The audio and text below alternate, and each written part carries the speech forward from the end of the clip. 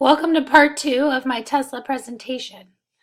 Having just learned about Tesla's overall supply chain and manufacturing process, we will now look more in depth at the production of their latest electric car, the Model 3.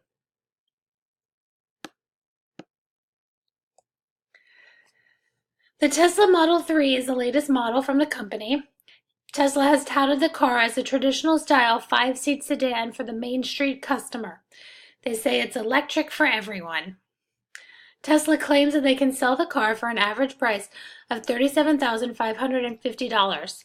Many experts feel that the car will cost closer to $50,000 after the bells and whistles are added per customers' preferences. Tesla claims that the Model 3 will get 123 city miles and 136 highway miles per gallon. The Model 3's key competitors are the BMW 3 Series plug-in, which sells for an average price of $44,000, the Chevrolet Bolt EV, which sells for $38,000, and the Nissan Leaf, which sells for almost $31,000. Tesla believes that it can mass-produce the Model 3 to truly be a car for the mainstream customer because the company has simplified its design. Tesla's 2018 first quarter update stated that the higher levels of automation have been enabled by a dramatic simplification of product design. The Model 3 general assembly line consists of fewer than 50 steps, which is about 70% less than conventional assembly lines. All Model 3 vehicles use only one standard body frame, down from more than 80 for the Model S. It uses a wiring harness that has 50% less mass than the average vehicles and a fraction of the number of controllers, connectors, and CPUs. All of these elements are rooted in design and critical not only to Tesla's ability to reach higher levels of output in a smaller amount of factory space, but also to achieve lower levels of cost.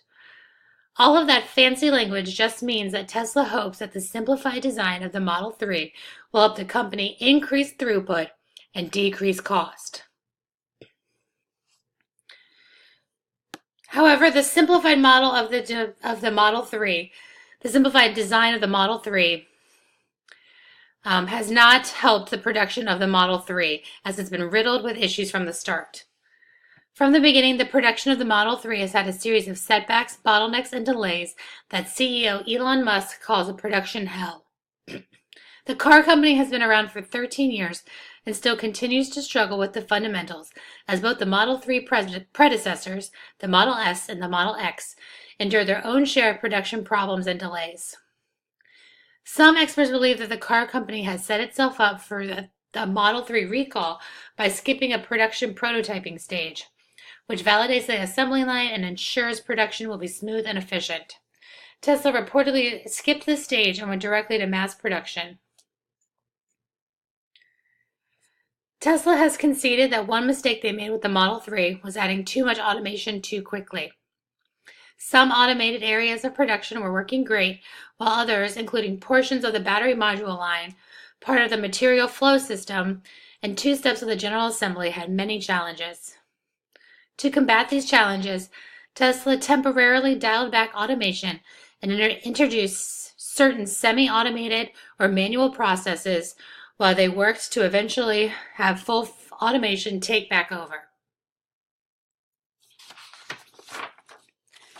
As stated in the previous slide, the battery line module was a major headache for Model 3 production. Tesla has said that it was the main production bottleneck of the Model 3. As Tesla was trying to figure out how to best automate battery module line process, the production of battery modules had to continue. According to CNBC, some of the batteries were made by hand during this time, and Tesla borrowed scores of employees for one of its suppliers to help with this manual assembly. The supplier was most likely Panasonic, who makes Tesla batteries right at the Tesla Gigafactory.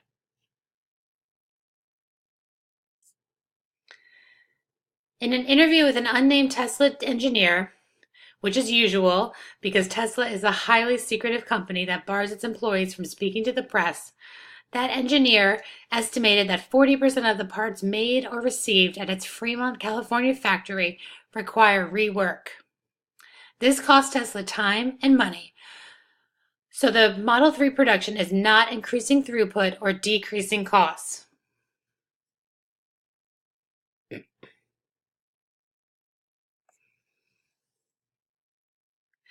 As such, Tesla continues to fall short of its production targets, particularly on the Model 3. When Model 3 production officially began in July of 2017, Tesla predicted it would be producing 20,000 vehicles per month by December of that year. But that target was revised to 2,000 units a week for the 2018 first quarter. Even with a decreased target, Tesla only produced 10,000 Model 3s in the entire first quarter of 2018.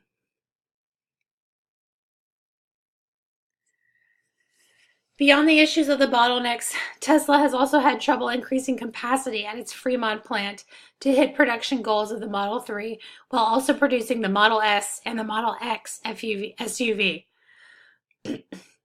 Arthur Wheaton of Cornell University estimates that a factory making mass-market vehicles must operate at 80% capacity or more, churning about 2,000 vehicles per year to be profitable.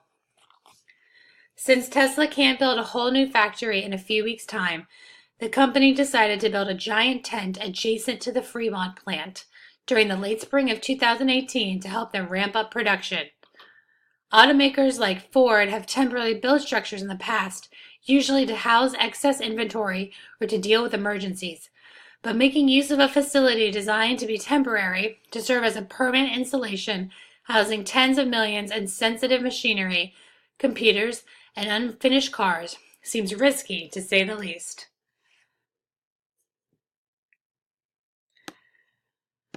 Because of the issues with automation and missing production targets, Tesla decided to take some planned downtime in April 2018 to fix several small known constraints.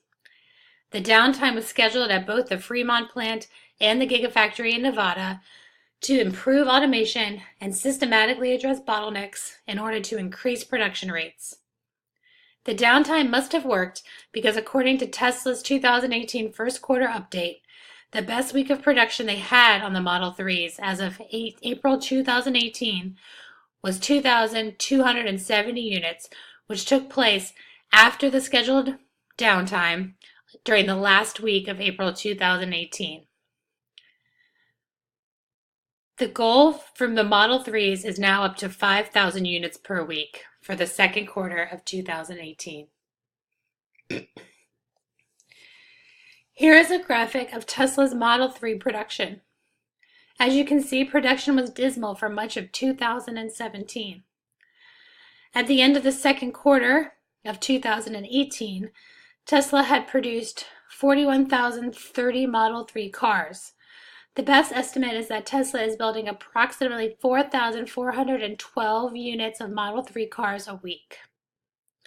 Tesla reported on July 2, 2018, that it had made 5,031 Model 3s over the previous several days, the first time it passed its 5,000 unit milestone in the year of production.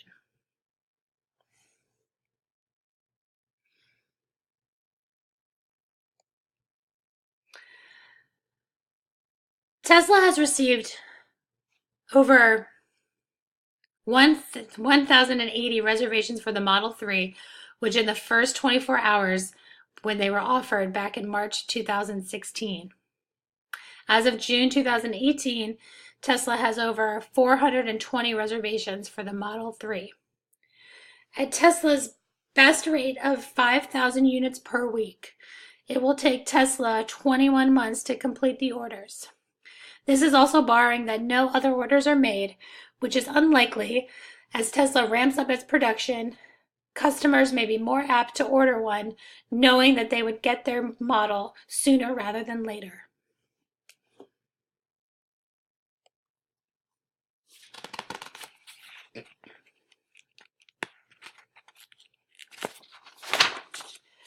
Currently, Tesla's website is estimating that they can deliver a Model 3 with a long-range battery and rear-wheel drive in 4 to 6 months. Tesla hopes to begin production of the Model 3 with a long-range battery and all-wheel drive in 2018, as well as vehicles with standard batteries. Tesla hopes it can deliver left-hand drive vehicles internationally in 2018 as well. Furthermore, Tesla plans to begin production of right-hand vehicles for consumers in the UK, Japan, etc. in 2019. Time will tell, but given all of Tesla's past and continuing production issues, and my calculations in the previous slide, one should not put too much stock into these Tesla delivery dates.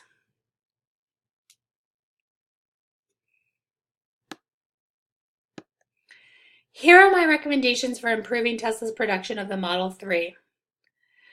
Tesla should outsource as they are able.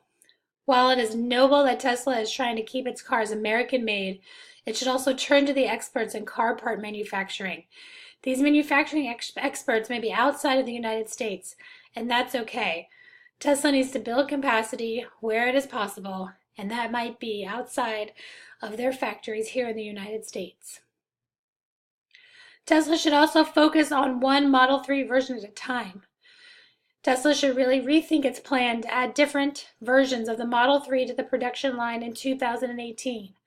With so much backlog of the original version of the Model 3, the one that has the long-range battery and the rear-wheel drive, Tesla should not try to add more to the production floor until much of that backlog has been fulfilled. Tesla should underpromise and overdeliver.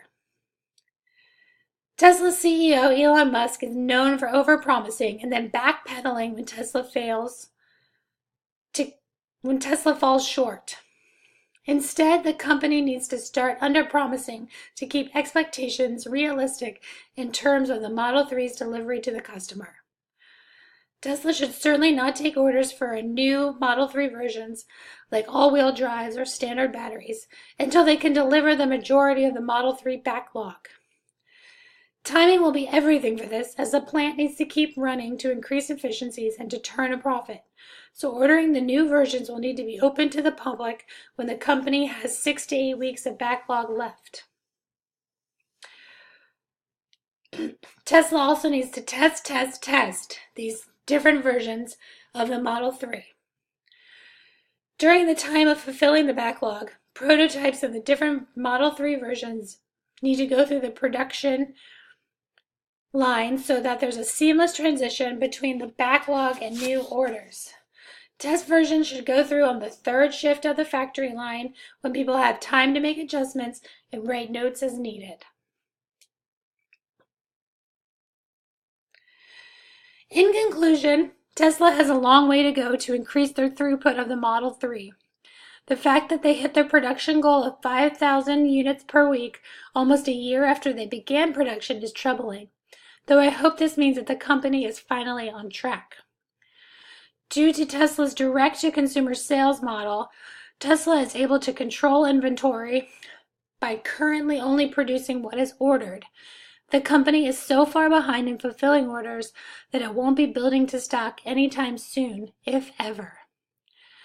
Tesla's ability to control inventory helps the company keep its costs lower than traditional automakers. However, the production issues that have plagued the Model 3, including scheduled downtime, reworking parts, and halting automation, have cost Tesla significantly. With any luck, the worst of the Model 3 production woes are over, and the company can focus on fulfilling orders. Tesla should not begin production of future versions of the Model 3 until this backlog has been properly addressed. Once they do this, they can increase their throughput and decrease their cost and inventory. Thank you very much. Here is a bibliography of the sources I used throughout the presentation. They are properly cited on the accompanying paper to this presentation.